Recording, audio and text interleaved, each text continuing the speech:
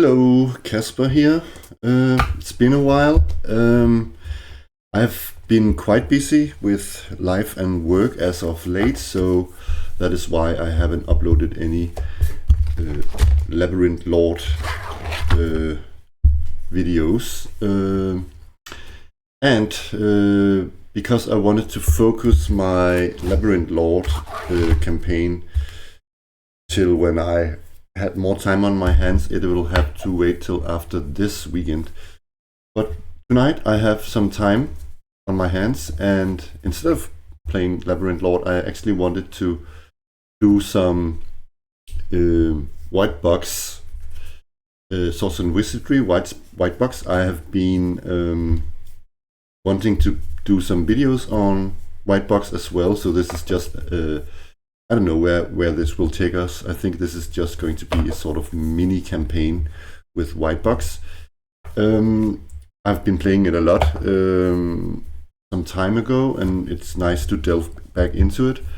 I have made 4 characters, and I've drawn the characters out to the left here. And funny when you notice new stuff that you didn't really realize the first time your first sort of experience with the game, when you get different and when you get other versions of the Dungeons and Dragons, and you sort of see the differences. And one thing I started noticing, because I wanted to play this, I wanted to have more strict measurement of equipment and item weight and the carry capacity, and I wanted to play it by the rules, sort of, with some house rules, I should say, but play it more like it's meant to be. But then because I started looking at that, and then I saw the numbers of the item weight in WhiteBox, and I cross-referenced with with the original brown books, and I saw that the item weight is completely off. Also, I mean off. Then I mean to some degree of realism. It is really off, and while it's off, it's also quite harsh on movement rate in the game. I've made some changes here. I don't know where to start, really. First off, let me start with the description of movement, which I actually do not understand at all. I don't understand the sentence. I understand some of it, but not really when I then read the whole sentence. And it says the same in this book, and in both versions it's exactly the same text. So hear me out. Base movement rate for all ancestries is calculated on the table below in tens of feet per turn. So I'm guessing they mean average here. So this is the average. So this would be 120, and for dwarfs and halflings it would be 9, so 90, which I also think is a bit harsh, so I upped that to 10 to get a more sort of straightforward. I don't know. It's really silly that they would walk this slow. That's one thing. And yeah, now I'm getting to it. You hear me out here. But it decreases. Again, and I think I want to change this, because it decreases to an extent that is just... Sorry, I know I'm being a bit harsh to an old original game, but these measurements here are simply, I don't know, they don't make sense. Because if you would only, because this is the average rate, and if you are like dungeon crawling, like carefully crawling around the dungeon, a halfling with a weight carrying 100 to 150 would move 30 feet on average, but you have to halve that. And that is like, it doesn't make sense. It's like, what is it? Is it like 10 meters or so? I live in Denmark, so we have meters, and I think it's even lower. I mean, this is just, pardon my French, silly. It doesn't make sense to me at all. I mean, I know you are mapping. I know you're being cautious and careful, and you carry some weight, but this much does not make sense. Also, then, when you look at, first up, I can say that a backpack can hold 30 pounds in WhiteBox and the original game. But on the same hand, saying here, they say that an average piece of equipment weighs 10 pounds, meaning you can only have 3 items in your backpack.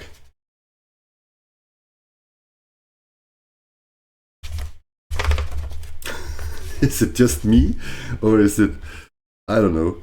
And would especially if I look in the old version, because for instance here for the holy symbol,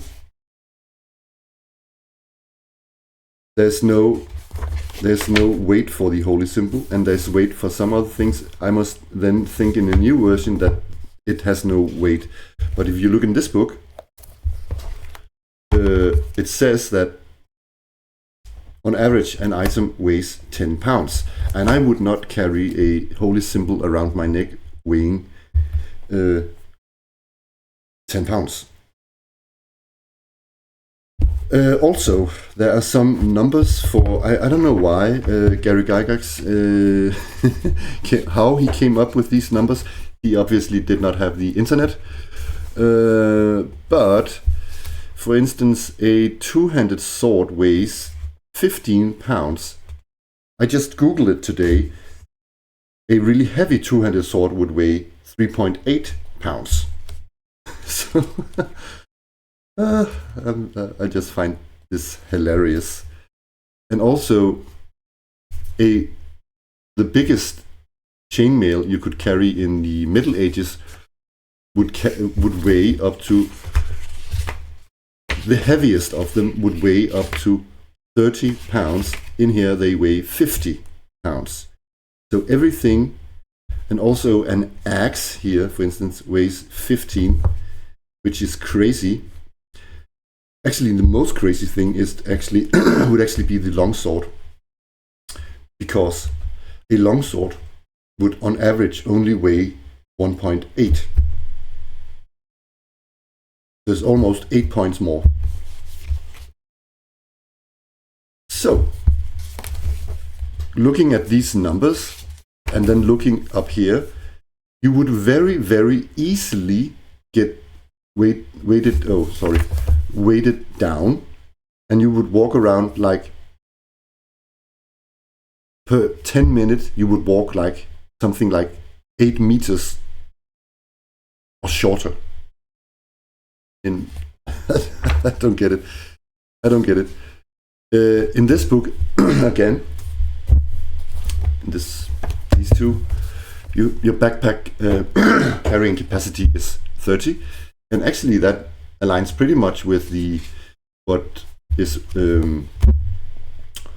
what an average human would feel is comfortable carrying. You could hike with that. That is actually what is recommended, around 30 pounds. If you carry more than that, you would get exhausted. And I can say that the average military backpack, or when it's fully packed, weighs 45 pounds.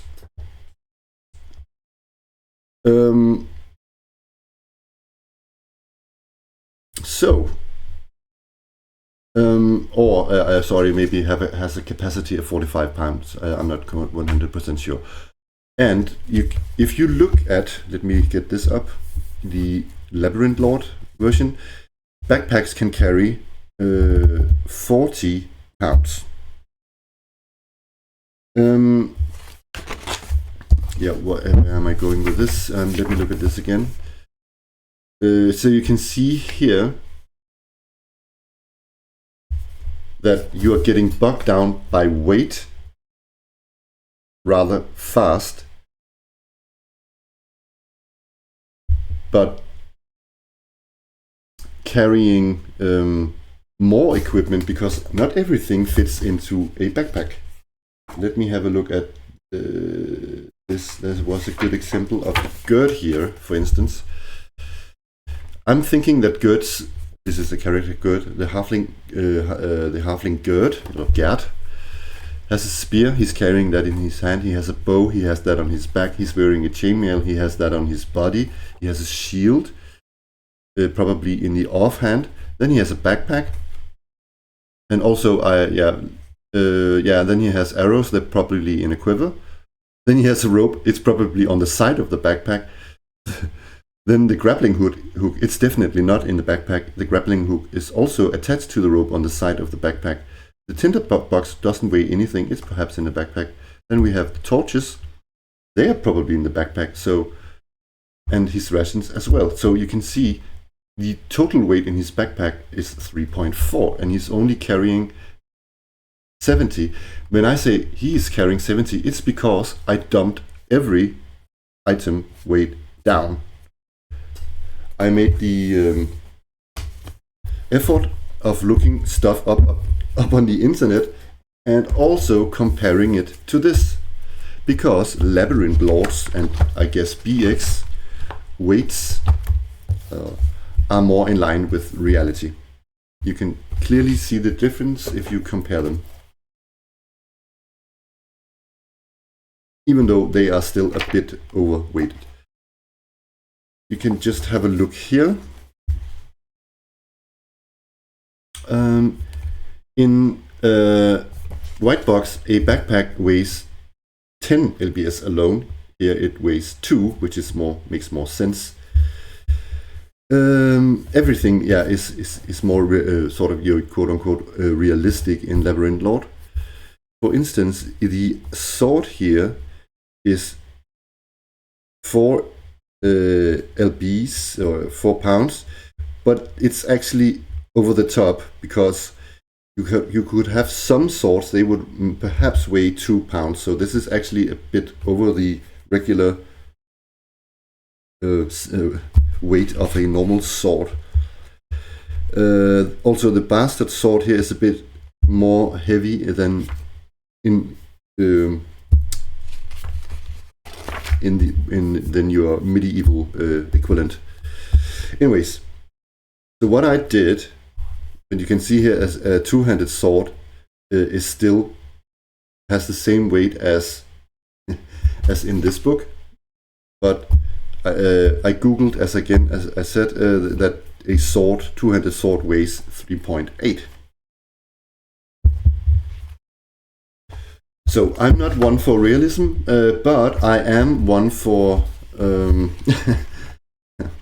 I mean, things that make sense. And the weight system makes a lot more sense in Labyrinth Lord than it does in WhiteBox or in the original game. So I've made a couple of changes, and I think I will want to make even more, because I think that this increment here, I know it's for the game purpose, but it's still very dramatic, the increase. I am thinking about going 12, 10, 8, and 4 instead, and then keeping the 10, 7, 4, 4 for dwarves and halflings. I haven't landed on it yet. Maybe I should take instead actually 10, 8, 5, 5. I haven't landed on it yet. I'm not 100% sure. I might do it actually, because I think it's too silly, simply. So instead of a 3 increment, I would reduce it to 2. So this is actually 12, 10, 8, and 6, right? Am I wrong? It's 2 each time, right? Oh, so it's actually 6 over here, right? So if it's 2, sorry.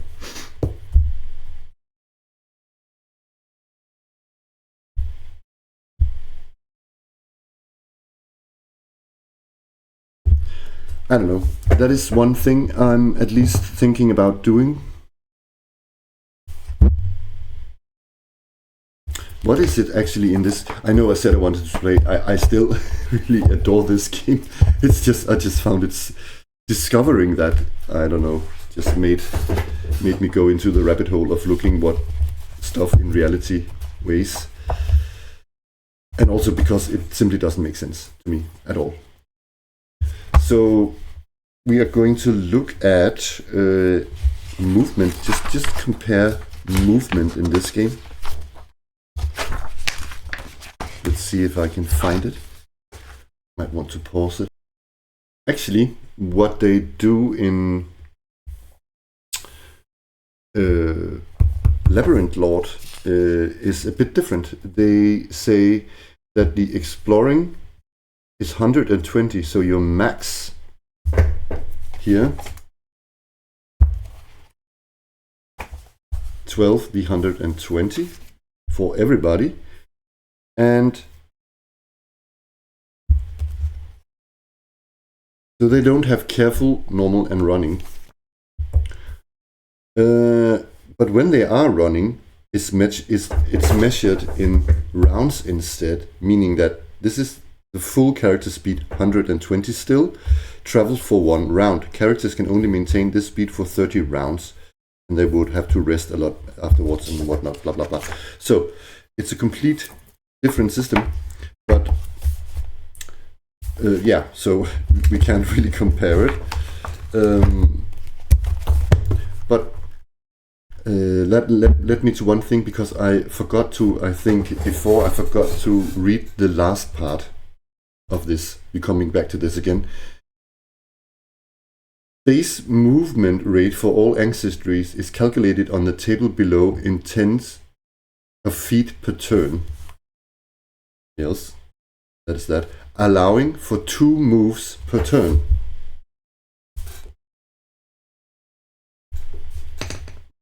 What is that?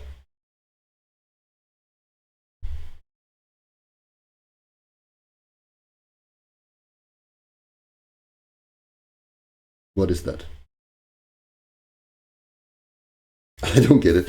If somebody is watching this video, please enlighten me what that means in context of this. I don't get it. Thank you very much. Now let's get back to the game. So before we start, I just wanted to say that we are going to use these two to look in. They have some different things I prefer and not prefer. Then we're going to use Knave for the hex crawling bit, because these 2 books do not have any exploration rules. And we are also going to be using the funniest book in the entire universe, namely the Monster Overhaul by Skirples, to flesh some of the encounters out, and to generate the actual hex map, because we're going on a hex crawl first to find our dungeon.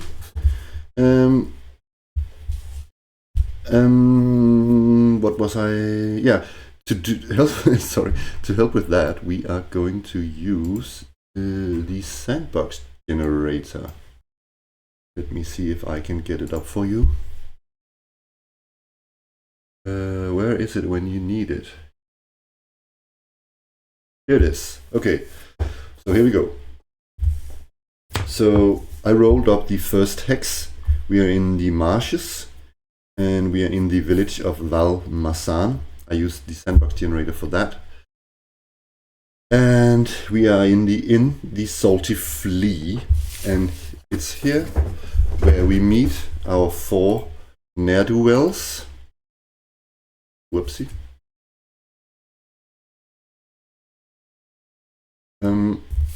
Namely, starting from top left, we have, where did he go? We have Divan, or Divan, who is a human fighter, human lawful fighter.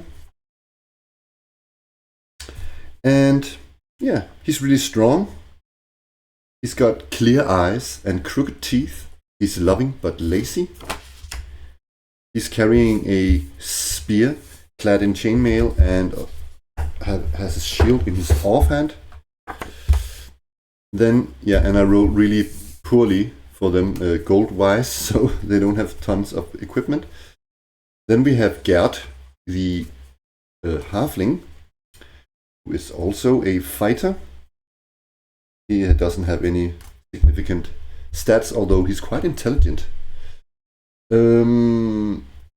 He is wielding also a spear and a bow, and he also has a shield.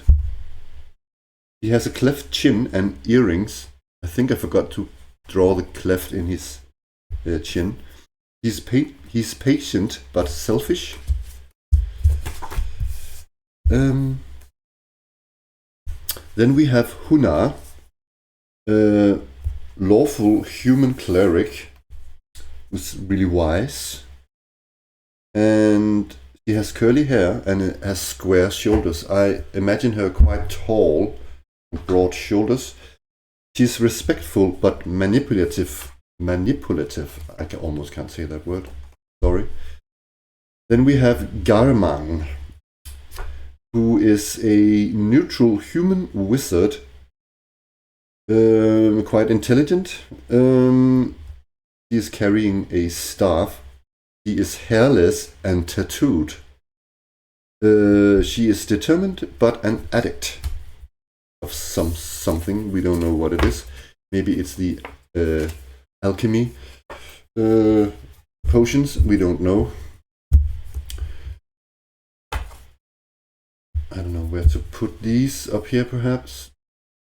So we have to imagine that it's morning time, and we need to roll the weather. And the group has agreed that they are going out in the wilderness to find a dungeon that they want to plunder, because they are really, really poor.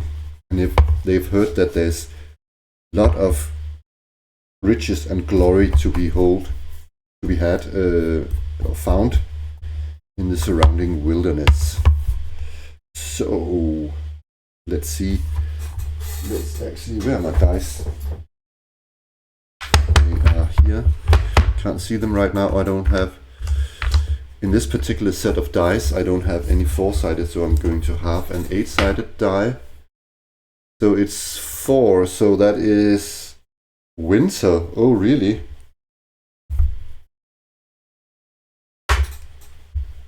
Oh, really? So let me roll the exact weather. 9. Windy. Okay, so it's cold and windy. But perhaps snowclad, but because this is a March, I bet it's icy and stuff. So they are there, and they, for some reason, because they're very poor, decide to go and look for riches and fame. So, where is this party? We should maybe imagine that they, of course, know sort of have a basic knowledge of their surroundings, but the further out they get, the less they have, I guess. But they're going to explore and look for a dungeon. They might know where there is one. We are just following them, so we are unfolding the landscape as we go. But let's see which direction we are heading. 4. 1, 2, 3, 4. We are going south.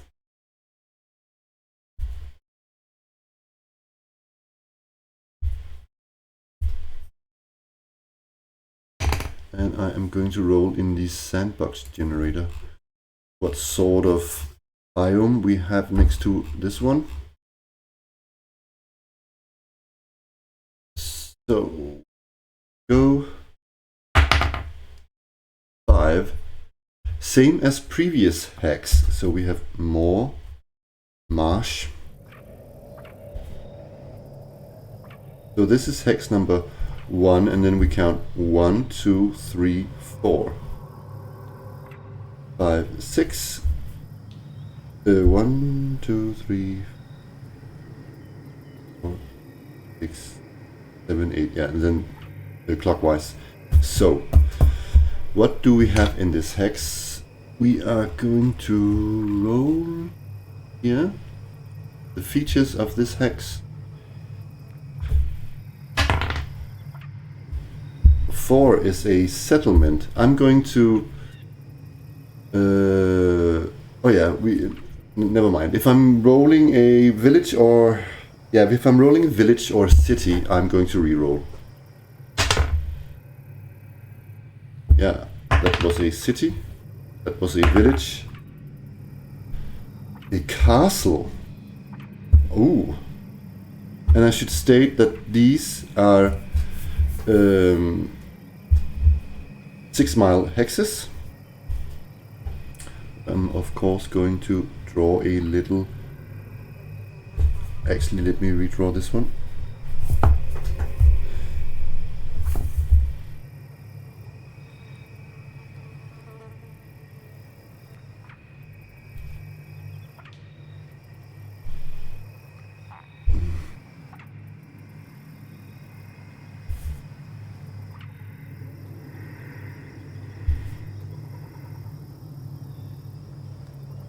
In the marshes.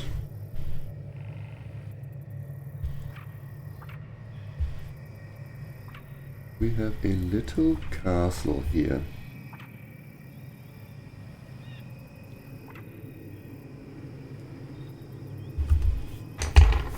Okay, how does that look on screen?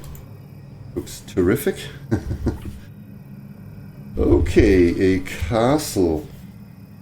So, we're going to travel this way. We haven't moved yet. So, first off, I'm going to roll some details of this castle. I'm not going to roll the entire castle. That would take too much time, but let's just roll the name of this castle and maybe some tiny details. Oh, I need my 30-sided and my 24-sided die for this one. So 3 black. Whoa, is it Blackmore? 10 black keep. Wow. So let's write up here. Number 2 is also marsh. Castle black keep.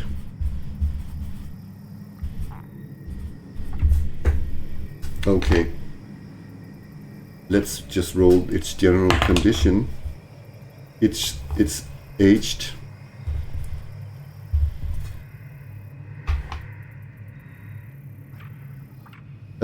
I'm not going to roll, or you can see here you can roll all sorts of specific about this castle. But let's actually do something, because there are rules for running into a castle in WhiteBox. So let's about that. I think it's this version we need to look in. So I'm just going to remove this one and move this up. And I'm also going to quickly refresh the traveling rules, hex rules of Knave, while we are at it. So traveling watches. While traveling, days are divided into 6 4-hour watches, 3 for day, 3 for night. Most major actions, traveling, foraging, searching, etc., take 1 watch to complete. So it takes 4 hours to do an action, which is a watch. Travel speed. Player characters can move 1 6-mile hex per watch. So up to 3 times per day. Each watch they travel after the third deals 1 direct damage, blah blah blah. This is some other rules. Navigation. If the terrain or weather while traveling is disorienting, the game master may require a blah blah blah. That's also another rule. I can do my own sort of rules. A wisdom check. Yeah, I can do that perhaps. Exploring. The party can spend a watch exploring the area of a 6-mile hex to reveal any areas of interest, such as an overgrown ruin, hidden pool, etc., that wouldn't be noticed by passing through. Secret features. Secret features such as buried treasure or hidden door into a mountain should have corresponding clues revealed by exploring the hex. They can only be found by the player characters interacting with the game world. Foraging. Finding food takes a watch and requires passing a wisdom check with modifiers for weather and terrain, blah blah blah. The travel hazard die, and that is what we are going to roll now. So I'm rolling a 6-sided die to see what happens. We know something is going to happen because we are close to a castle, but let's see. An encounter. The party has an encounter, usually rolled from the table designed for the region or terrain type. The game master determines the encounter's reaction, activity, distance from the party, and if they are surprised.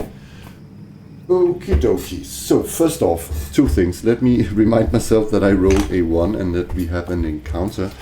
I should also... I'm going to pause it while I find the passage.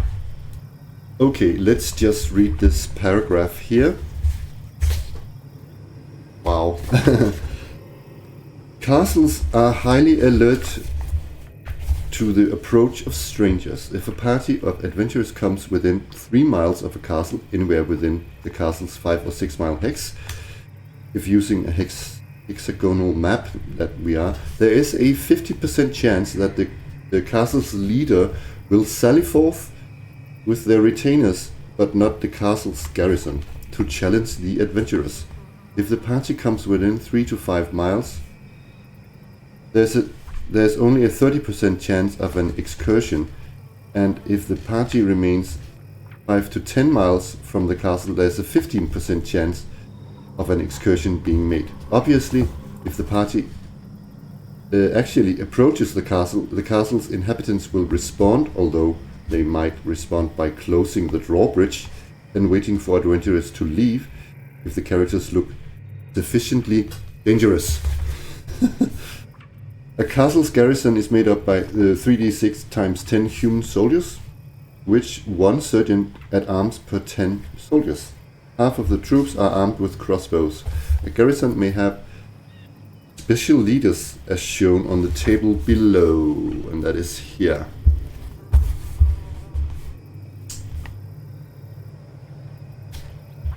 Oh my lord.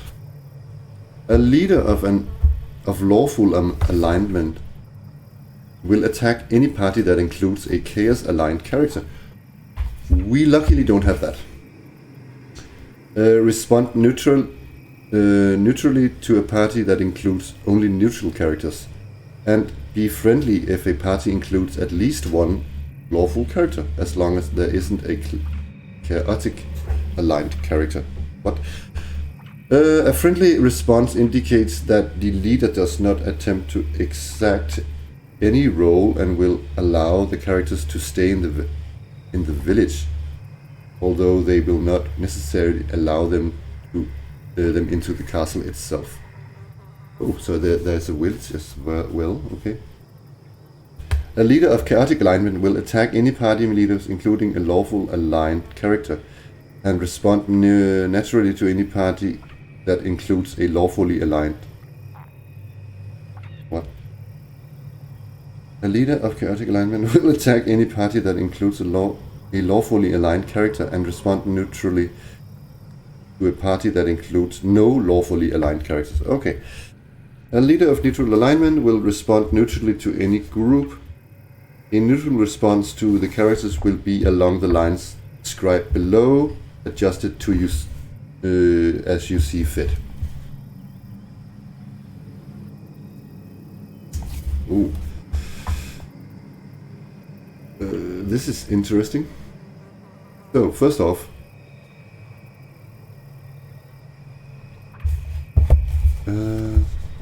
okay, we are going to roll a 6-sided dice. This is going to be interesting. I've never had a castle before while exploring. That's really weird. 5. So that is a lawful cleric 9th level.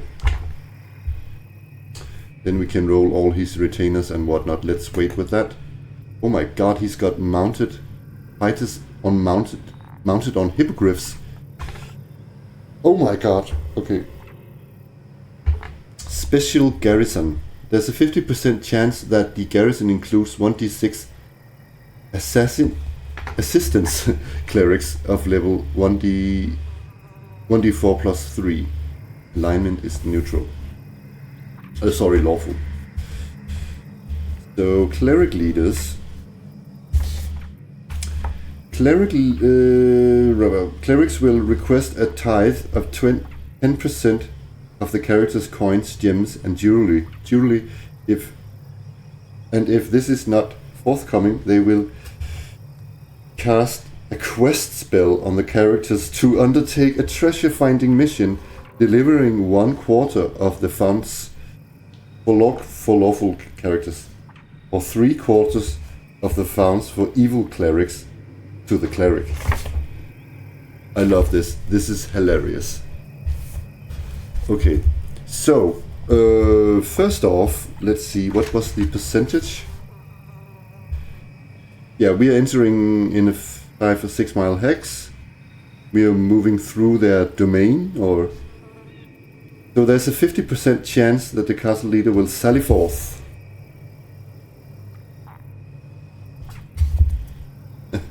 So, okay, so if I roll 1 to 50, we will get this cleric out of his castle.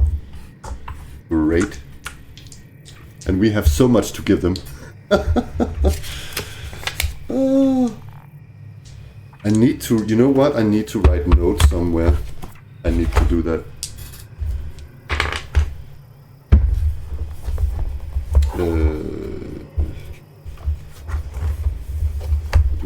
Yeah, I have line paper here. This. How do I do this? Maybe 1 per page. So this is hex 1. Marsh. Settlement. Village. Val. Marsan. Inn is the salty, what was it? The salty flea.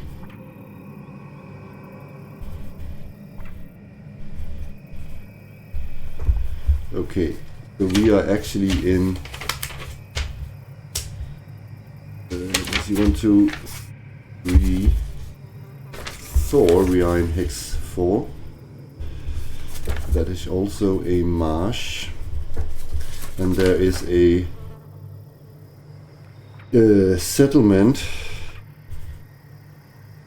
and it's Castle Black. What was it? Black Keep. And let's roll a name for that leader, shall we? Let's just use name. Now we have it.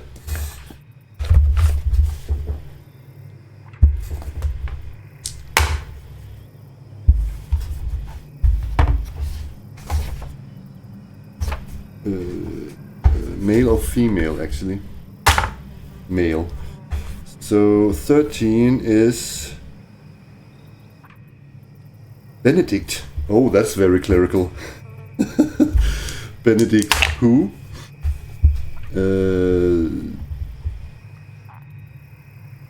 Benedict Beetle? Oh my god. Beetle what? Beetle what? Beetle what? Beetle done.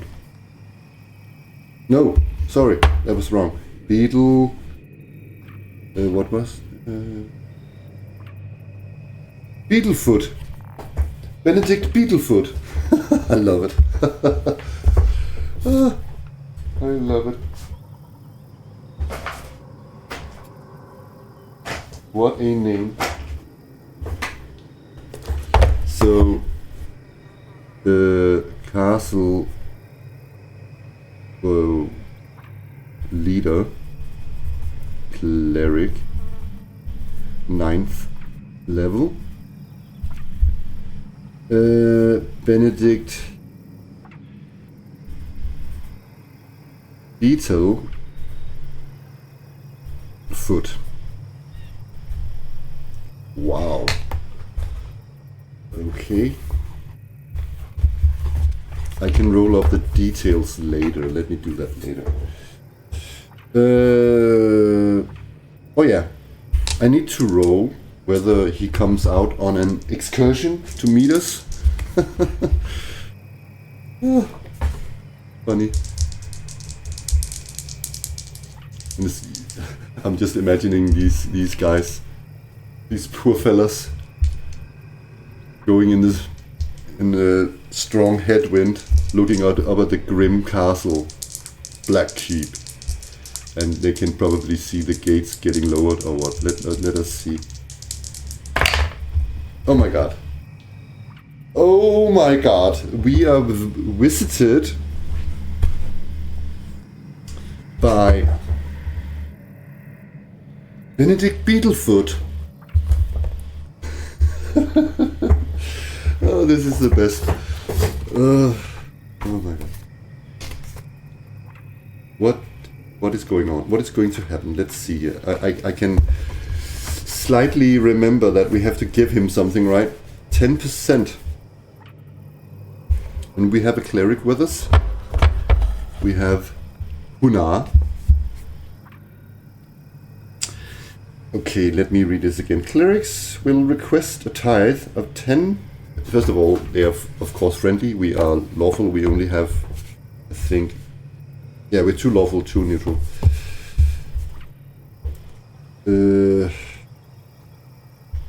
Will request 10% tithe of the character's coins, gems, and jewelry.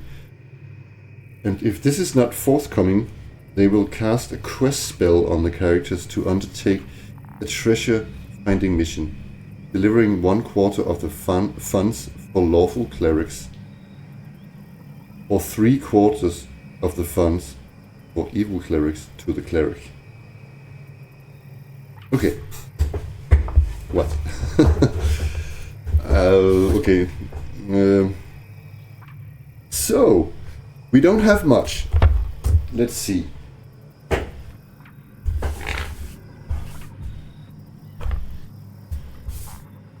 Okay, this is going to be interesting because how do we do this? Let's get the characters out here. Because I think that how much Huna has 1 gold piece.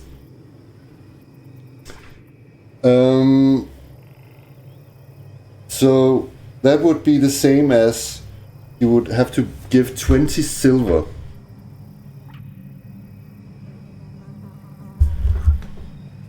Yeah, I'm going to calculate all this, but this would be 20 silver, and I think of course she would do it The question is,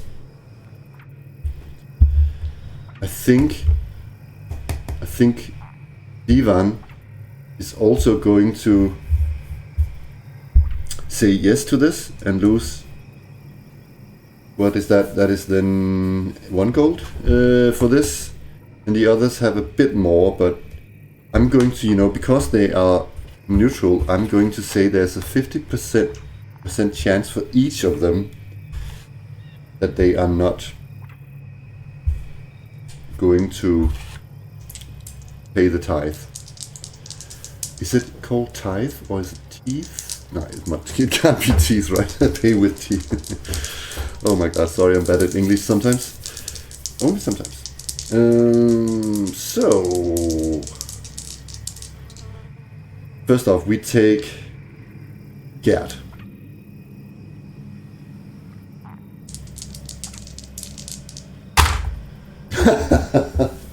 Oh my god, Gerd is going to have put a quest on him. The spell of quest. Okay. What about Garmang? Okay, she is going to pay, but she doesn't like it. Yeah, I don't know, she rolled 47. So 1 sec, I'm going to calculate what it is they give. The 3 that gives. 1 sec. So, okay, I have... so this party, or this... oh my god, where is my book?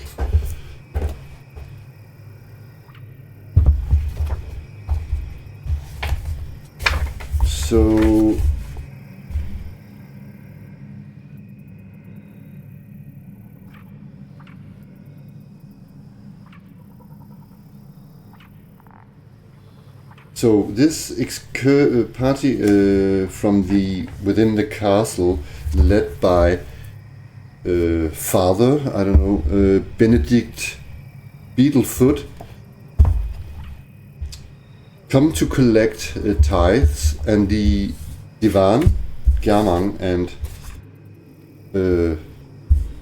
Huna pays the tithes, and leaving Divan with 10 gold pieces and 90 silver pieces, and Huna with only 90 silver pieces, and Garmang with 14 gold pieces and 60 silver pieces.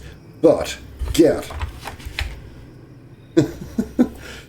So I assume he looks gives Gerd a grim look, and then he sighs, and then he, I don't know how he does this, makes some sort of holy gesture and cast the spell Quest on Gerd, the little halfling. So I've found the spell Quest. It's both a cleric spell level 5 and a magic user spell level 6. Range is 30 feet. Duration until completed. If the victim fails a saving throw... Okay, so I have to do a saving throw. The caster may set a task for the victim to perform, such as find the goblet of Maud and return here to tell me of its location. If a magic user casts this spell, the victim will die if they ignore the quest altogether. If a cleric casts this spell for the if a cleric casts this spell, the victim's failure to obey will result in a curse to be determined by the referee. He's going to burp toads or something. No. So, okay, interesting. First off, I'm almost find it funny. I mean, if he was got the quest, that could be so hilarious. So he has a saving throw of 14. So if I roll 14 or higher, I resist the spell.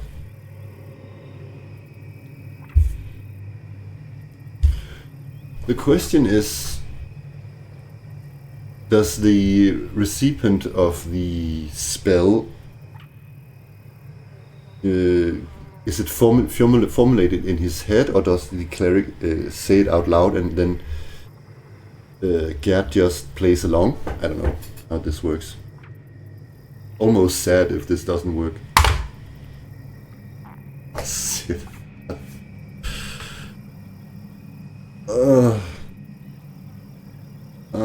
That's sad. I repelled the spell, almost not repelled. I saved because I have to roll 14 or higher with Gerd. So Gerd resisted. It also fits him. He's selfish. Yep. Okay. So no funny quest. So okay. That was almost disappointing. So what happens? Is it just an awkward moment and then we traveling? I think that Benedict Beetlefoot just says greets the characters a good day and then says thank you to those of you who have paid tithe to the Lord, whoever the Lord is, and the church. And yeah, I guess he's simply riding back into his castle, and the drawbridge goes up, and you know, everything's just fine and dandy. Reminder to myself: I have to roll up this castle here at some point.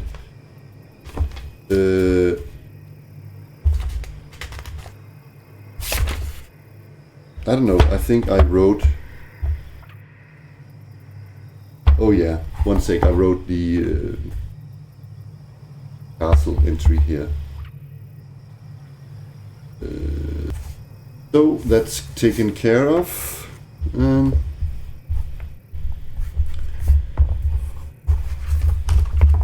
So...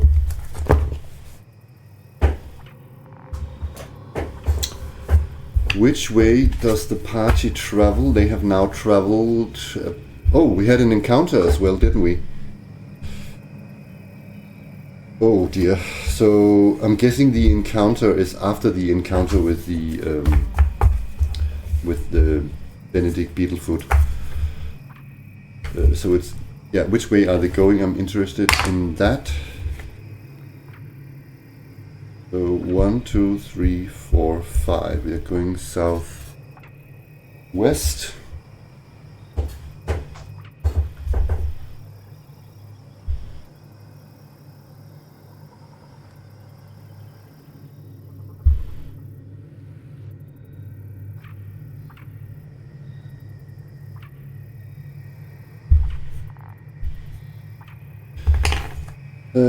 But we had an encounter here.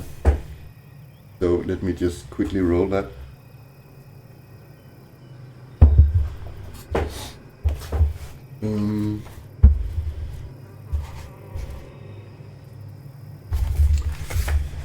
Okie dokie. We are in the marshes.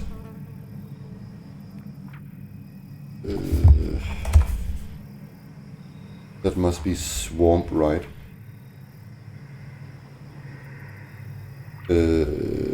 Jungle or swamp, yeah. So it's actually difficult terrain. So let's see. Rolling a 10-sided. Oh my god. We roll monster in the.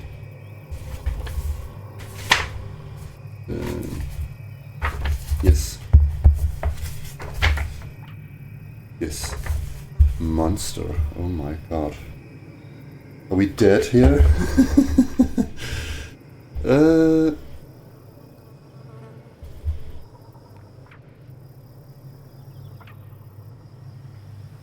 I guess it's because the entry isn't, I don't know. Yes, Oh my god, this is really bad, guys. We have to flee this.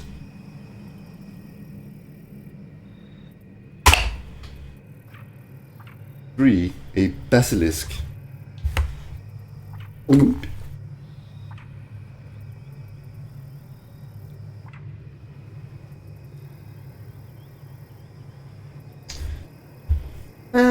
No, basilisk.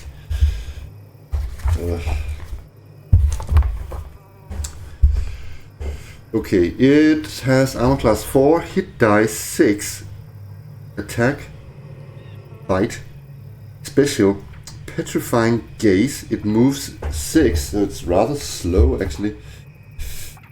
Yeah. Basilisks are great lizards whose gaze turns to anyone meeting its eye. Fighting without looking incurs a -4 penalty to hit. If the basilisk's own gaze is reflected back at it, it has a 10% chance to force the basilisk into saving throw against being turned into stone itself. I actually have a mirror with me, but 10% chance? No, I don't believe in that. This is bad. Okay, so let's go to encounters.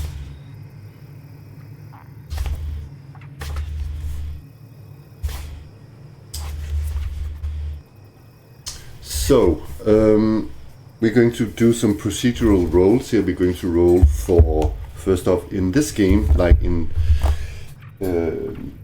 Labyrinth Lord, for instance, and other BX Retroclones, you have to roll a reaction roll first. And also there are rules for flight and fleeing, I should say. It's funny that there isn't in this game actually, because this is supposed to be a quote-unquote retroclone of the original game, and they had rules for fleeing, or fleeing from monsters, and this game does not. But the way I can't remember where it's written, I have an idea that you can sort of, it's much more up to the GM in this version of the game. So what I'm going to say is that if we win initiative, we can simply flee, and if we don't, yeah, what am I going to say? No, sorry. If we win surprise, if we win, if the monster is surprised, we can simply flee. If we win initiative, we can flee, and then I want to say there's a 50% chance that it will try and catch us. I shall also, of course, roll how far away this basilisk is, and all that. So, first off,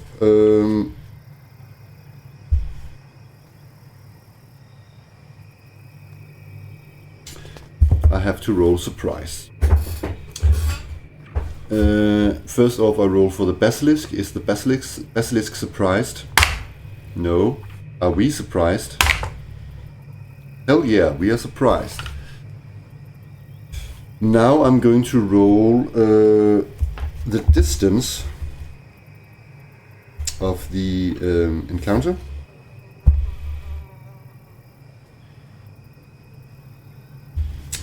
(2d4)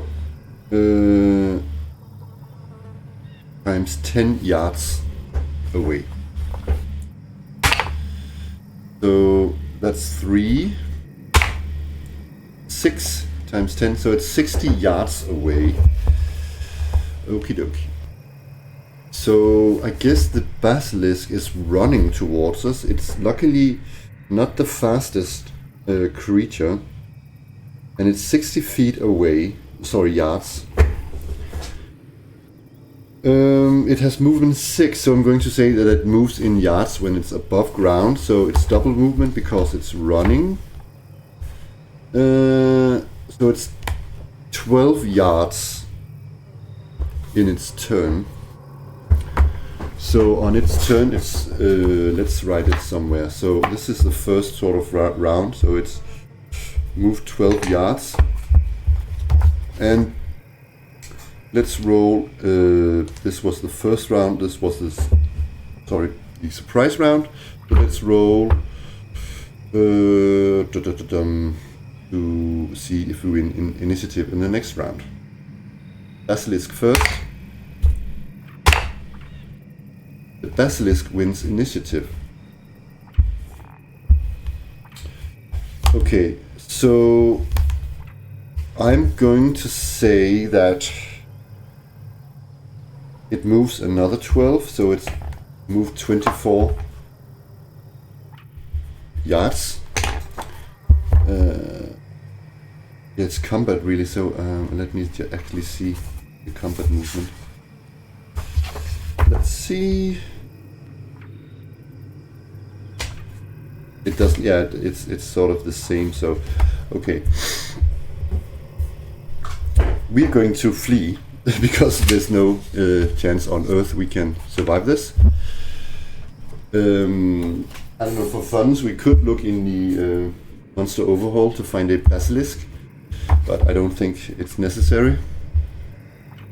I'm thinking. We're going to flee, and it hasn't caught up on us. We're going to. Yeah, let's see. I'm going to say there's a 50% chance that it will. That we escape. We have. Actually, you know what? Actually, we have a lot more movement than. Oh, or do we? We have the halfling. What is the halfling speed? It's doubled. Can somebody carry the halfling? The halfling has 10. Yeah, sorry, it's much faster.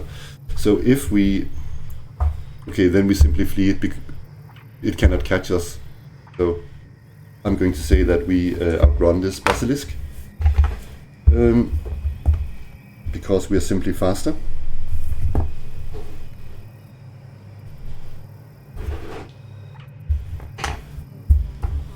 So was movement half? How was it again? Let's take a look in Nave.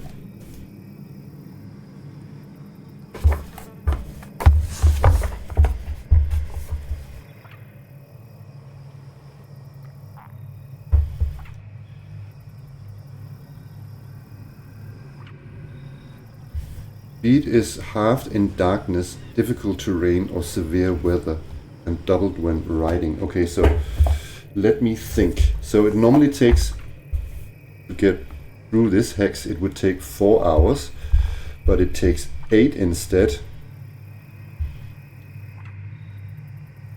So we can get halfway into this one, sort of.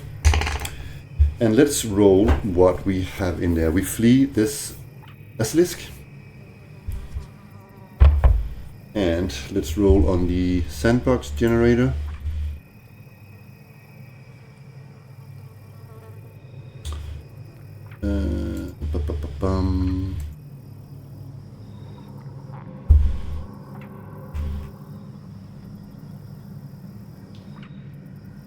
Oops.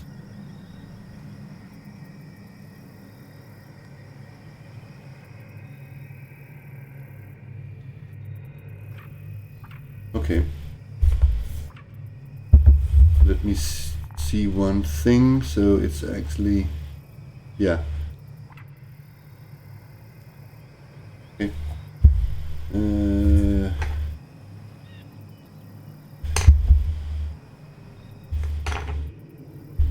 Actually, to find what we have here, we are actually going to need to roll this south one as well. So let me quickly do that.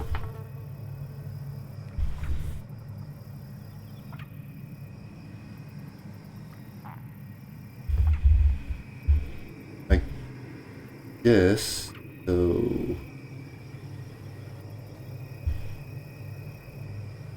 Yeah, and then up. Okay, so we are rolling. 10-sided.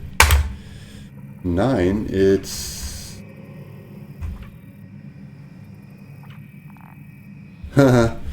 funny, it's marsh. Wow.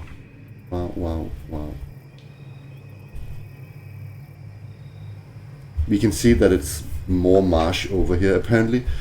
Then we're going to go this way to find it. So 5, same as previous. We are in one really big marsh area. I'm going to have to figure out later the number of the actual hexes. So yeah, it's because we should actually draw a map before we do this. So let me quickly. So we actually met Castle Blackkeep in Hex 5, but I've changed that and it's all in the correct order again. And we are going up into Hex number 15, which is also a marsh. So let's roll what's in this biome.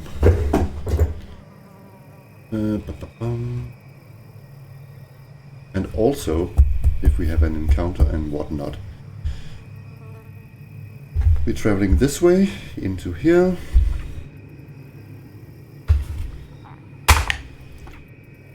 Yes, we found a dungeon. So I'm going to make a sort of structure like a hill or something, or with an entrance in it. My idea, if I found a lair, it would be sort of the same but with horns. That is sort of my idea. So number 15 is marsh again, but we found a dungeon. I was wondering if we ever found a dungeon tonight. Okay, what's the dungeon name? And also, what's going to happen with the party? Or are they going to find it actually? They're going to explore the area first, of course. They're not just walking into it. First off, we are rolling the travel hazard die. 3 is depletion. Roll d6 for each perishable item, rations, monster parts, etc. On a 1, it has gone bad. For each ration. Okay. So rations here we got. Who's that? Devon has 7 rations. You know what? I'm going to get some more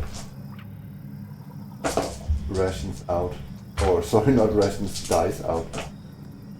So was it on a roll of 1? It has gone bad.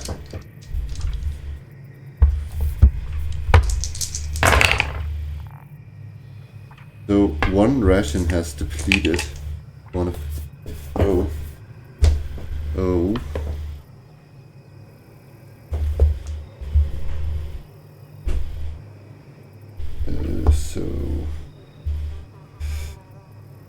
6. And Garmang has 4 rations. None depleted. And Una only has 2. She's a poor cleric. None depleted. And lastly we have Gerd. 4 rations. 1 depletes.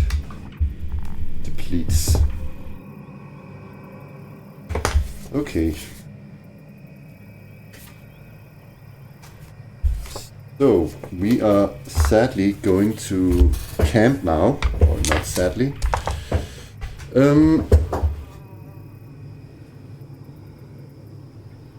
So let's see.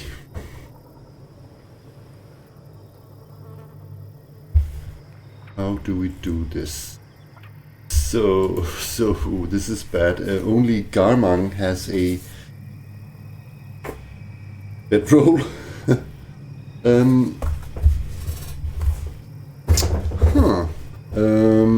it's winter. Do I have them roll a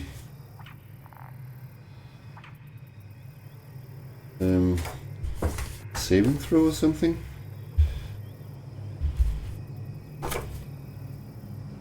The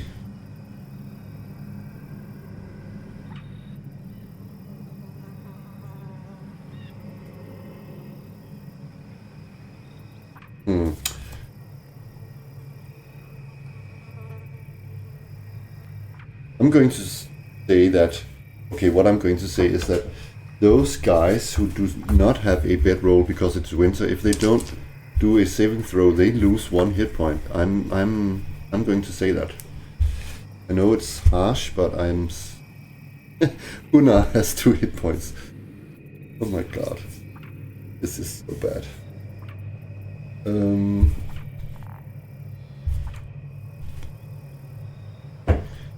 Huna, shit, she needs to roll 15 or more.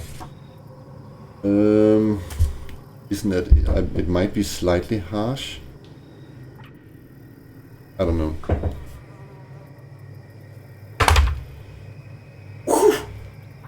Oh, she made it.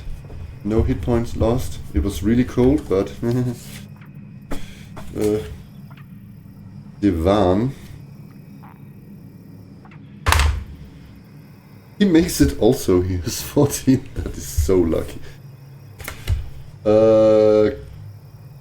Gerd has luckily a lot of hit points, so let's see.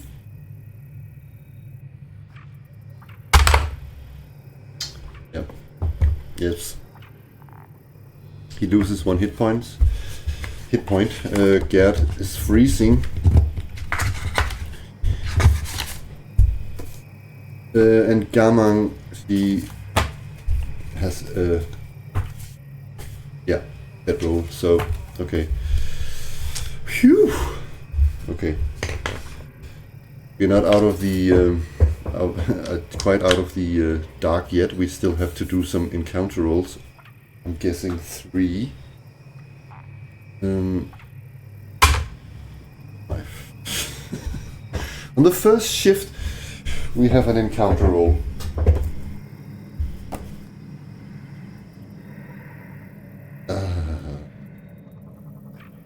Again, I would also say that you shouldn't really do wilderness exploration at this level in this game. Silly me, but let's try and do it. Okay, we have marsh.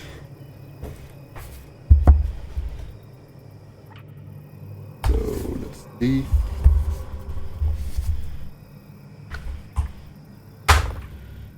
No, it's monster again. How utterly actually boring actually.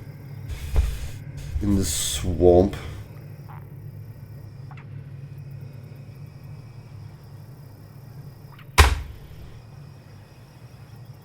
The cockatrice. Oh my god, we really get all the fabled animals. Cockatrice.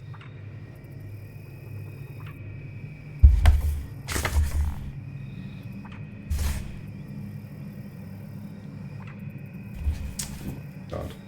Okay, so the cockatrice is a hit dice 5 monster who can bite. Bite turns bitten into stone. Oh my god, it can fly really fast. Resemble a bat-winged rooster with long serpentine tail. It bite turns enemies to stone unless a successful saving throw is made. So what? It only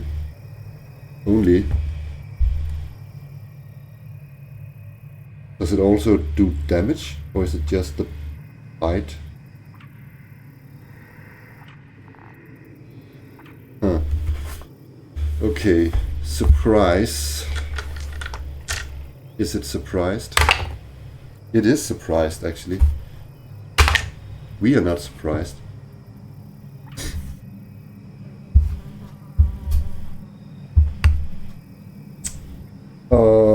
I should maybe have rolled the rolls after. You know what I'm going to say? I'm going to say that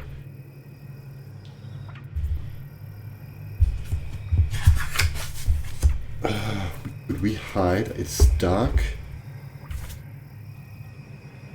Guess it hasn't seen us. We got a halfling who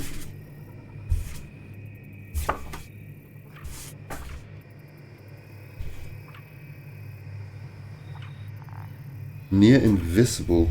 He can really hide.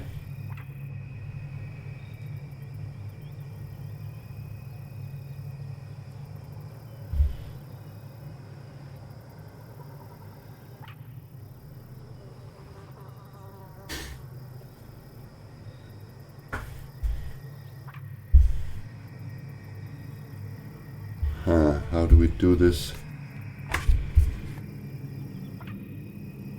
How do we do this?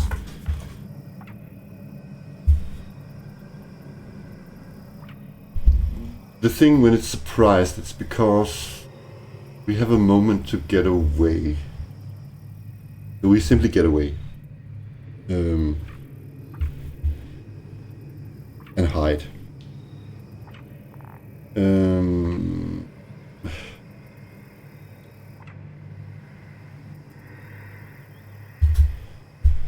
Okay, so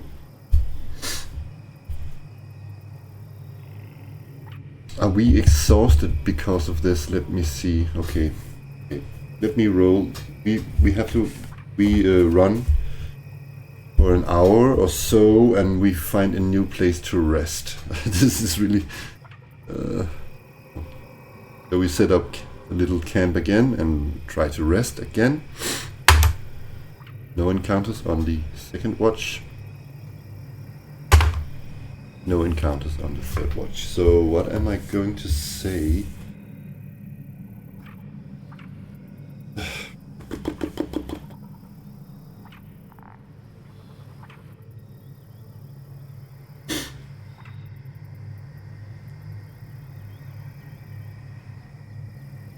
Oh yeah, the thing is, I'm just going to say that, yeah, you know what,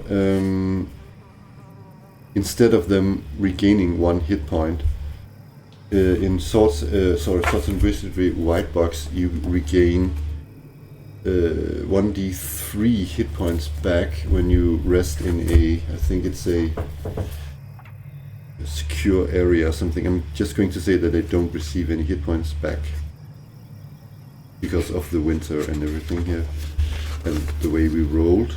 So yeah, that is what I'm going to say. So now it's morning, and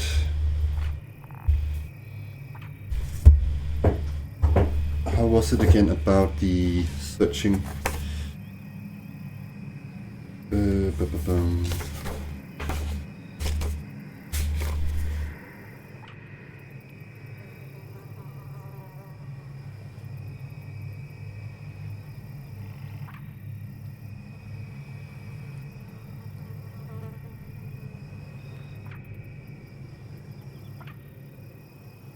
Yeah, we're going to spend we are in this hex and we are going to spend a watch, meaning 4 hours. And then we find so we have what now? We have, so if it's 6 in the morning, no, 1 sec. Yeah, so it's 8 in the morning. But now it's noon because we spent 4 hours looking. So 9, 10, 11, 12, yeah. We find the dungeon. What is the name of this dungeon? We're just going to use the sandbox generator to come up with a dungeon name. 2 of Doom. And then something. It's a 12-sided, right? So the Maze of Doom. Oh, that sounds pitiful. Oh my God. That's generic. The Maze of Doom. Love it. Okay. And it's 12 now. More node. Okay.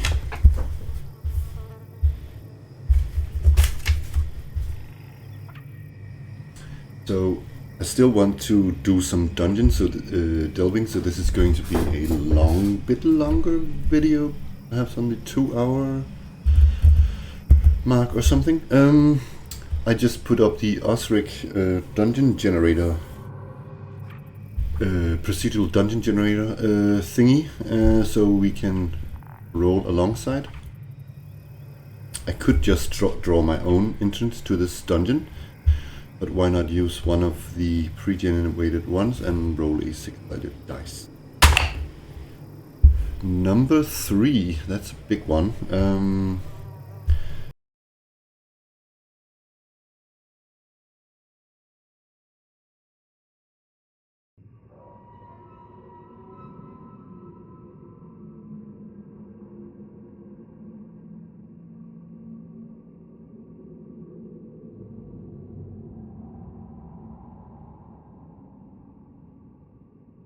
We have 5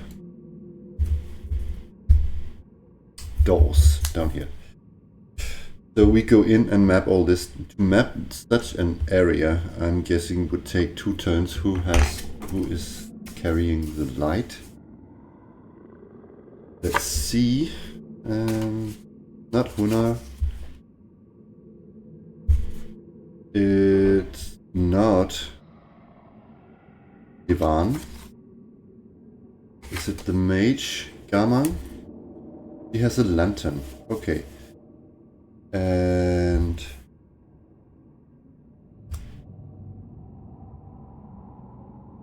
I haven't bought oil or what? Okay, I'm going to buy 4 oils. I forgot that. Oil times 4. And I'm going to say that there's 1 oil in the lantern already. Okay. So our mage Garmang is carrying a lantern. So I'm going to say that mapping this all out takes 2 turns. So we are going to roll an encounter roll every 2 turns. It does say in this game that there's each turn there's a 1 in 6 chance of a wandering monster. That's harsh. So why not just try it and see how far they get? Nope. Nope. Oh, you can't see it, sorry. Yeah, I rolled 2 3s. Okay, so now they decide on where to go, and I'm going to roll a 10-sided.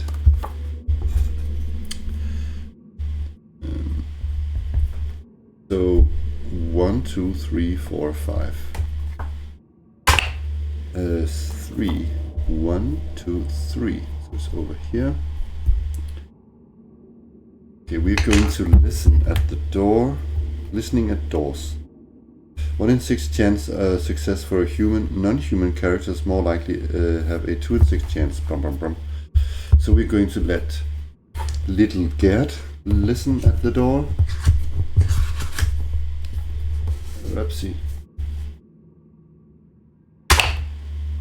He can't hear anything. So we're going to roll to figure out what's behind the door.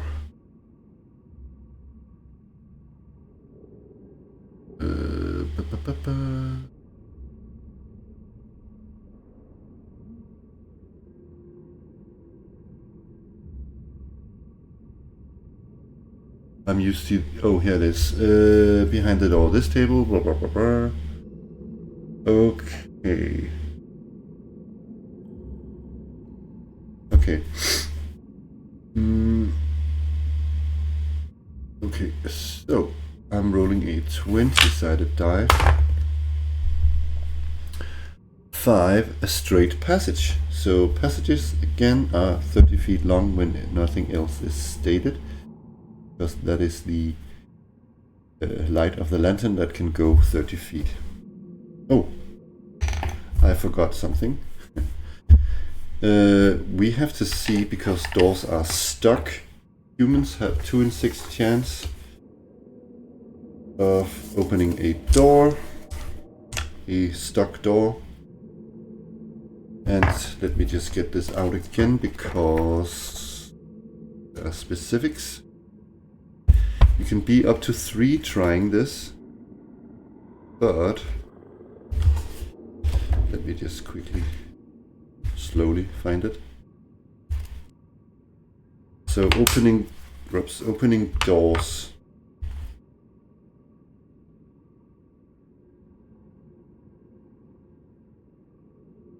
Up to 3.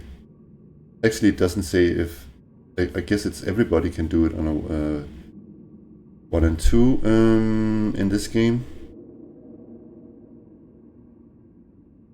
If we are more than 1, they spill into the room, so they fall into the room and should automatically lose initiative if there are monsters within. It is.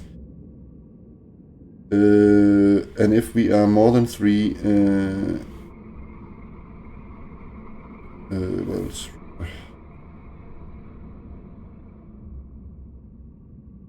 it is important to get the door open in the first try, because a failed attempt warns monsters on the other side of the door that there is trouble. Okay, so let's see. Nope. It's yeah. So let's roll 2 to be sure to get in. Whoa! We got in, and let's see.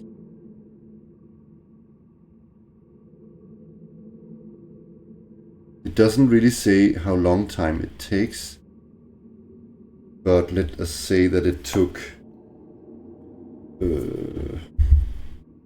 a turn. No, let's not actually. Let's say it takes a round, and that's 1 minute. So we have spent 3 rounds. Come in here. We're going to see roll on the general table. Oh, I should roll over here instead. 5.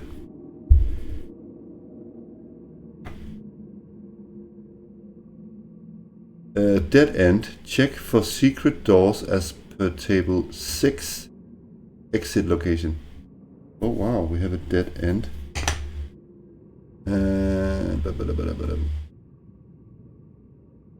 Let's see, table 6. Exit location. 17.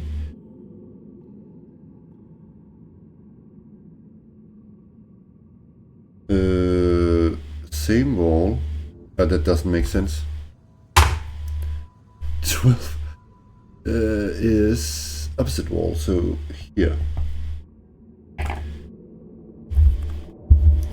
Secret doors. When a character searches for 10-foot area for 1 turn, each character has 2 in 6 chance of finding a secret door if there is one. Elves, however, have a 4 in 6 chance to find it and 1 in 6 chance to notice it even without searching. Finding a secret door does not necessarily mean that the character knows how to open it. They just know that it's there. The same rules apply for smaller scale searches, such as checking a pillar for secret compartments, which require only half the time. Okay. So they can search this area. And how do we know if there is a secret? I think that it just is a secret door, actually. First off, we're going to have the elf No, we don't have an elf, sorry. So each character has a 2 in 6 chance. So, okay, so we're going to have all 4 characters look in this one. So it's 4 rolls. So each has 2 in 6 chance.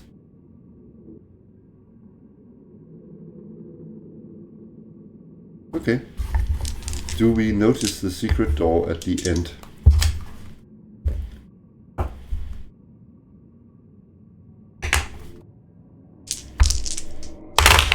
Yes, we do. But, okay, I shouldn't maybe have rolled like this because we have to check each room. I guess they can look all simultaneously, can they? Yeah. I guess they can all be there in that. Yeah, they can. Because they're just searching, they're not fighting or anything. It's at least it's 10 feet wide. So, okay, we found the secret door, and let's just say that we found the mechanism. It took a turn, so we are going to roll for counter rolls. No encounter.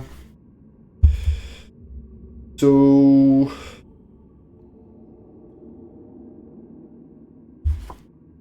what's behind the door? We open up this door and we find what? We find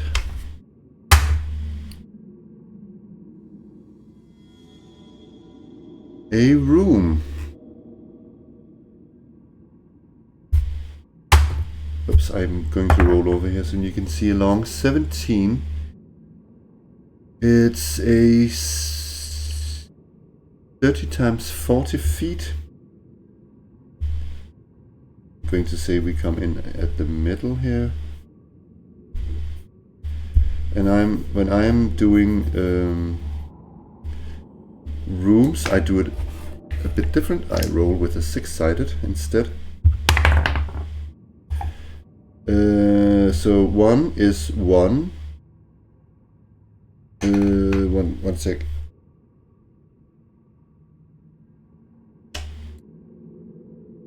Yeah, so 1 and 1 is 1 and 2 is 1 door. 3 is 2 doors. 4 is 3 doors, and 5 is 4 doors, and 6 is no doors, but a chance of a secret door. So there are 3 doors here, and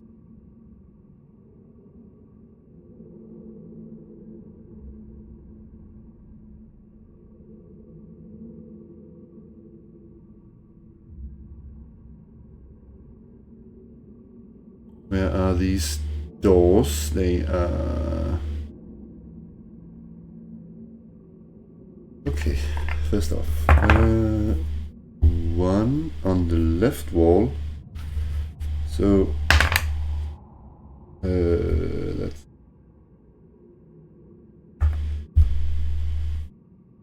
2, so it's here, or right here. And where's the next one?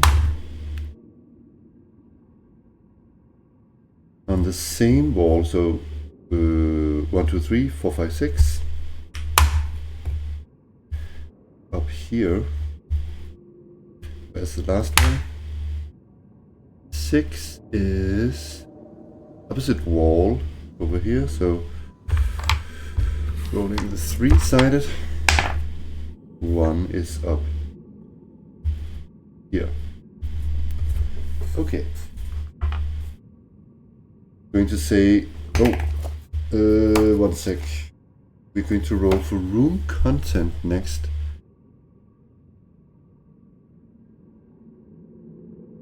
So exciting. 7 is empty, so this room is empty.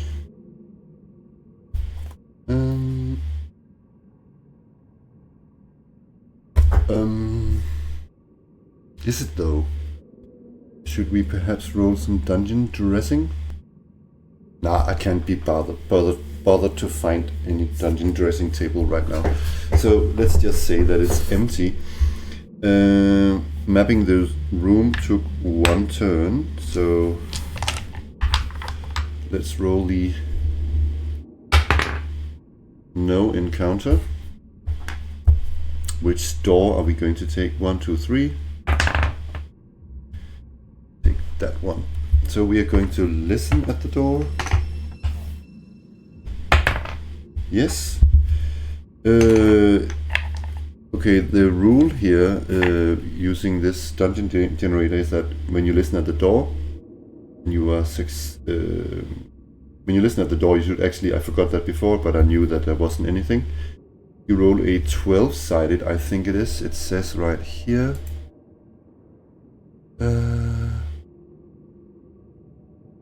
Somewhere. Is it after? Yeah, 12-sided. On a 1 and 5, there is a monster on the other side. 2. So there is a monster on the other side, and we heard it. Or the question is, can we get this door up in the first try? Nope. We can no longer surprise it, so we're just going to see if we can get in. Oh, by the way, we might not have heard it if it's skeletons. So we're going to roll on level 1 monsters here. 44 is giant spider, 1 giant spider.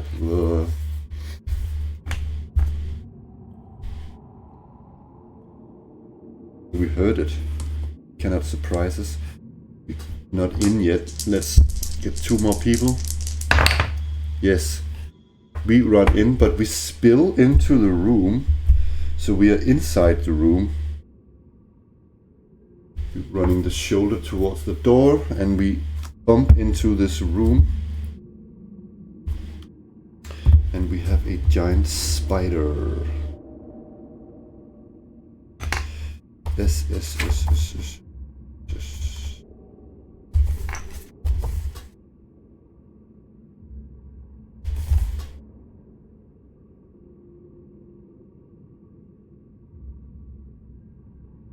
Whoa, giant spider. Let me just quickly remove that so we can...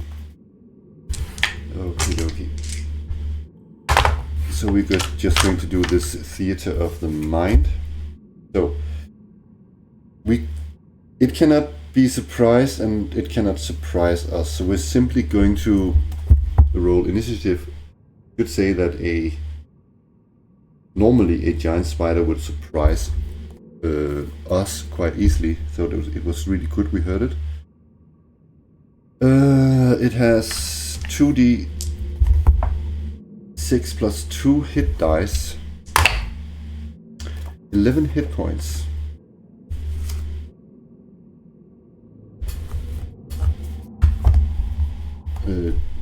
Giant spider. It died 2 plus 2. HP is 7. Armor class 6. Move 18. Oh my god, it's fast. Giant spiders are aggressive hunters. Only the greater giant spiders are web builders. Giant spiders' webs require a saving throw to avoid being stuck.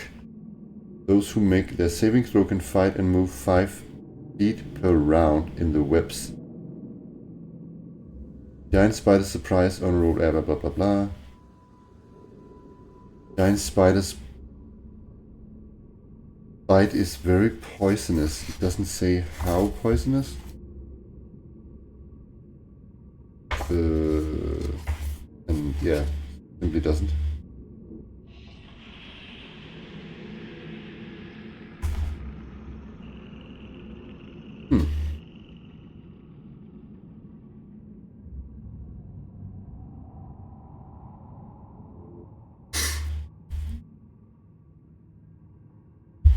Okay. So initiative. The spider rolls a 5. Shit. We roll a 4. So the spider is first, and it's very fast. Actually, one more thing we need to do is we need to roll what is behind this door. So we need to do that. Let me just roll it.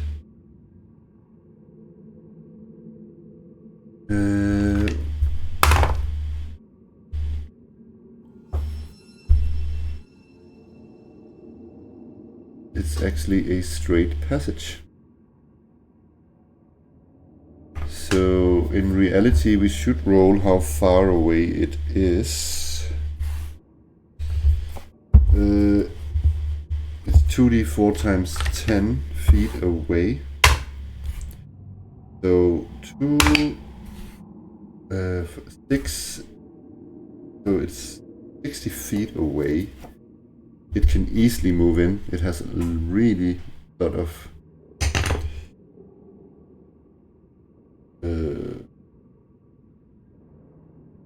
movement. I'm going to say that it has moved down because it heard us, so it's probably here around the light. Simply going to attack us. Who is it going to attack? We're in a corridor, so we have the 2 tanks at the front. 2 fighters. Let's see. That is Gerd and Divan. So I'm just going to make it random. 1, 2, 3, it's Divan. 4, 5, 6, it's Gerd. It attacks Gerd. He has an armor class of 4. 9 plus 4 is 13. It's not a hit.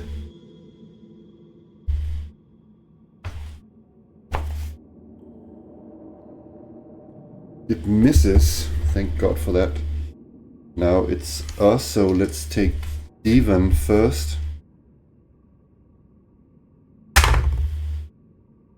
6 plus 1 to hit 7 plus 6. No, that's a miss. Now it's Gerd.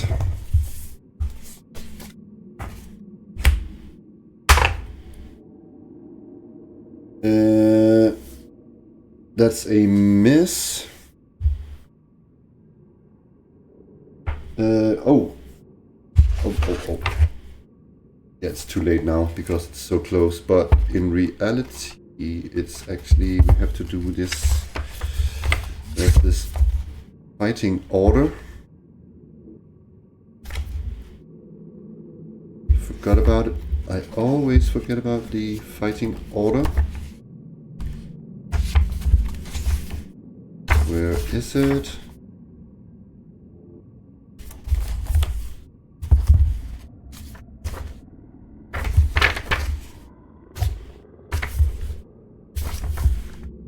Here. Yeah, it was actually missile weapons first, and if we had a prepared spell.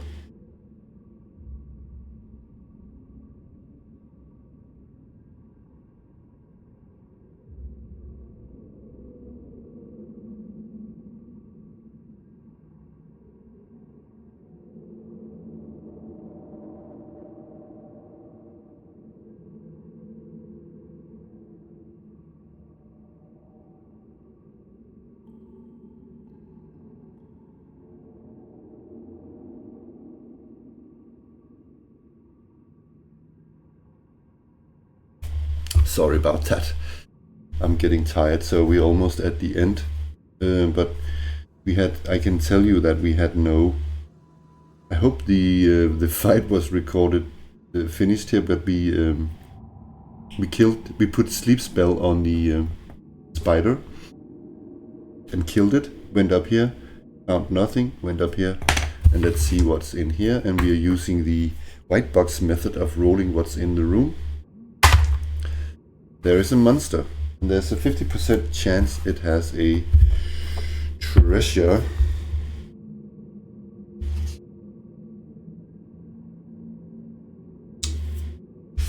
So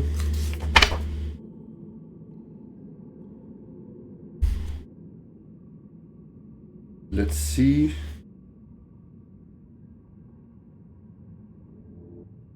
Having a treasure. So it's 1, 2, 3. It has a treasure. Yay! What monster do we have though? We have a... We have...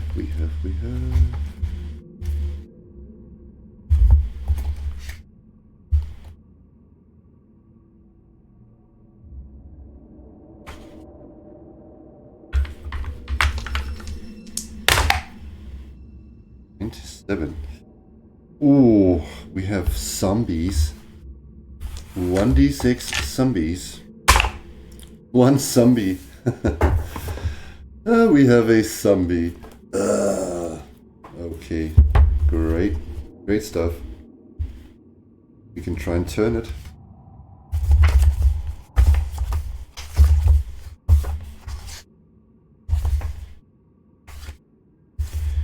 Hit die 1. Okay, so let's see. Zombie times 1, hit die 1.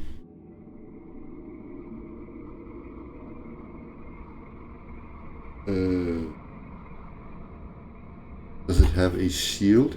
50% chance. Yes, it does. So it has armor class 7.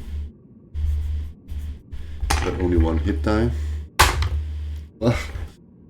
Bad. 6 HP.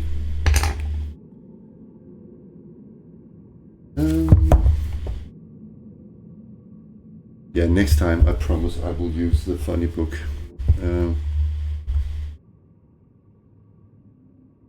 Immune to sleep and charm. So we already used the sleep spell. So, is the zombie surprised? No? Are we surprised? Yes, of course we are. It's in this room. And going to say that I'm going to say because we are surprised that it can attack all of us, but more likely that it's one of the front guys. So 1 and 2 is Devan, 3 and 4 is Gerd, 5 is Gunnar, and 6 is Germang.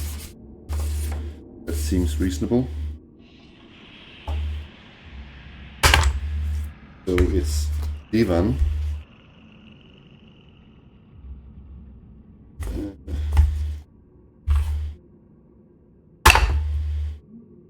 Whoa, that's 17. That's actually close, but it's a miss. It misses Steven. Initiative. We are going to shoot also. I'm going to allow that we can move around it and shoot it. Initiative. We win initiative, so I'm going to say that Gerd, no, he didn't have his bow out, I did not say that. Gerd is simply going to attack it.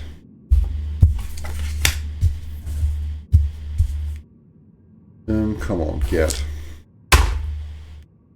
That is a hit. Yeah, that's a hit. Come on. He kills the zombie. Gerd, you're the hero of the day. So, the zombie yields 30 experience points. We're going to roll the treasure.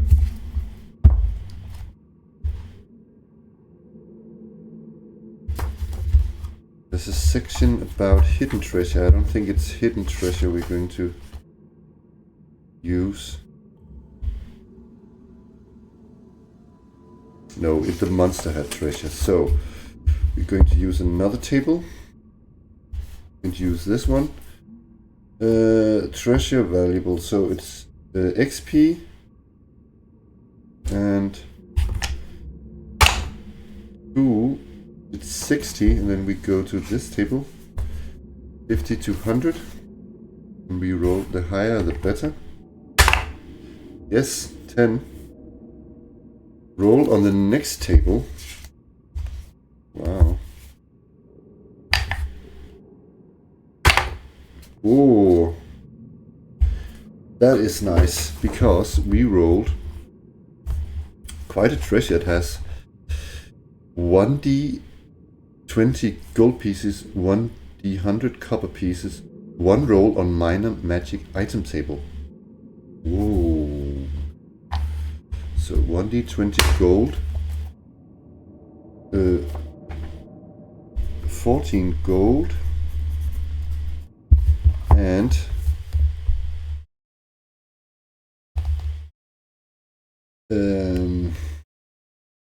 let's see how much copper. 46 copper. Yeah. And the minor magic item table.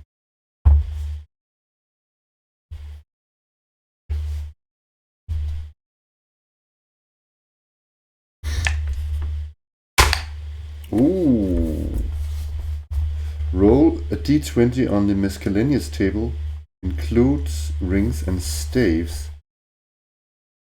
Whoa. Gets even better and better.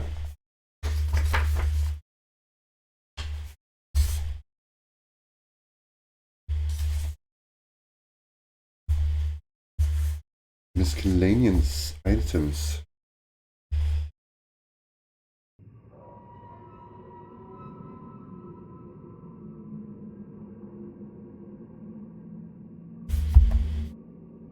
It was a minor item, so let's see. We don't add anything.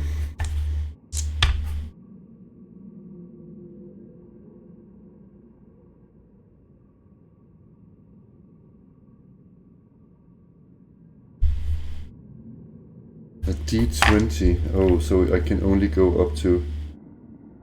Okay.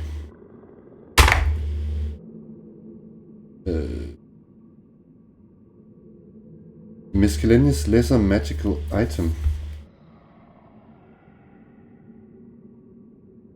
Yes. I thought I was rolling on that.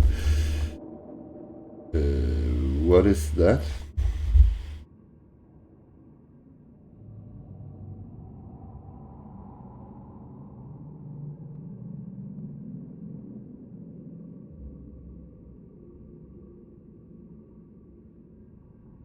But I thought I already rolled.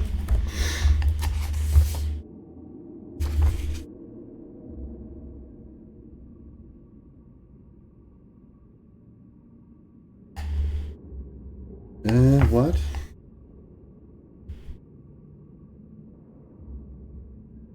I don't get it.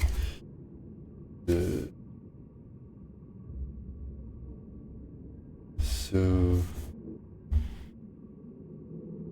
it's here. Okay, on this one. Miscellaneous magic item. Lesser. Chime of opening.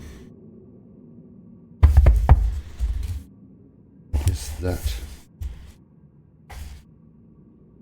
So, on this zombie there is a chime of opening. Sounding this small chime opens any door, even if the door is barred or wizard locked. Usable by all classes.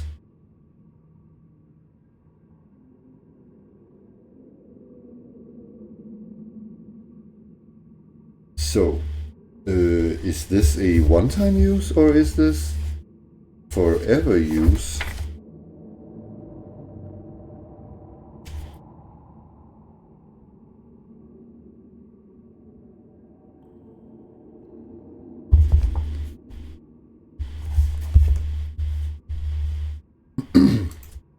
This seems pretty overpowered. It doesn't say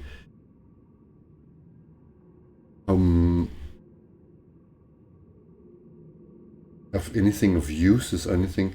I found it a newer version of it from D&D, and it says it has 10 uses. This doesn't say anything.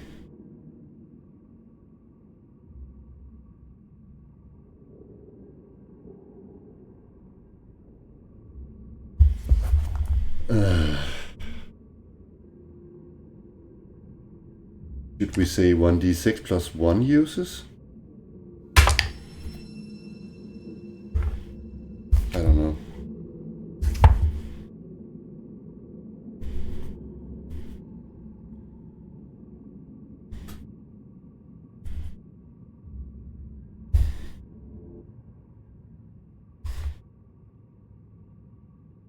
I think I've decided that it has 5 uses then.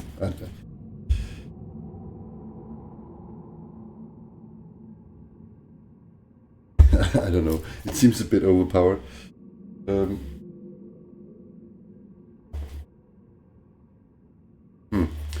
Okay, so I think this is it for tonight. So hopefully after